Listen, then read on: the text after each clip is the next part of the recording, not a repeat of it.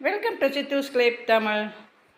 நம்ம குழம்புக்கு வாங்கிட்டு வர ஆட்டுக்கறியிலேருந்து ஈஸியாக நம்ம சூப்பு வச்சு குடிச்சிக்கலாம். இப்போ 1/2 கிலோ ஆட்டுக்கறியை நல்லா 4 தடவை அலசிட்டு மஞ்சள் தூள்லாம் போட்டு அலசி கழுவி நல்லா ஒரு வேக்காடு விடலாம். நம்மளுக்கு சூப்பு எவ்வளோ வேணுமோ அந்த அளவுக்கு இதில் தண்ணி சேர்த்து கறியை வேக வைக்கணும். இப்போது நான் ஒரு 2 கப்பு தண்ணி எக்ஸ்ட்ராவே போட்டு இதை வேக வச்சுருக்கேன். இப்போ வெந்துட்டுருக்கிற கறியில் ஒரு 1/2 டீஸ்பூன் இஞ்சி பூண்டு பேஸ்ட்டாக இல்லைன்னா இஞ்சி பூண்டை நல்லா இடி உரலில் போட்டு இடித்து இதில் சேர்த்துக்கலாம். அதோட உப்பு, அளவான உப்பு சேர்த்துக்கலாம். சூப்பில் உப்பு அதிகமாகிடக்கூடாது, அளவான உப்பு சேர்த்துக்கலாம். கூடவே மஞ்சத்தூள் ஒரு 1/4 டீஸ்பூன், தனி மிளகாய்த்தூள் ஒரு சிட்டிகை, அதோட சீரகம் ஒரு 1/4 டீஸ்பூன், கூடவே கருவேப்பிலை ஒரு கொத்து, நல்லா பச்சை கருவேப்பிலை அப்படியே உருகி போடணும். அந்த எசன்ஸு நல்லா அந்த வேக வேக அந்த தண்ணியில் கறி தண்ணியில் இறங்கும்.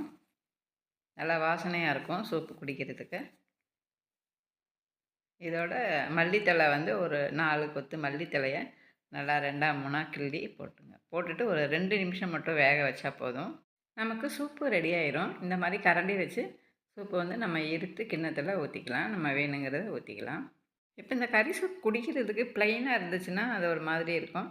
நம்ம ஏதாவது அதில் சின்ன சின்ன கறி துண்டுகள் ஏதாவது கிடந்ததுன்னா அதை மென்று சாப்பிட்டுட்டு அந்த சூப்பு குடிக்கிறதுக்கு நல்லா வாசனையாக இருக்கும், டேஸ்ட்டாகவும் இருக்கும்.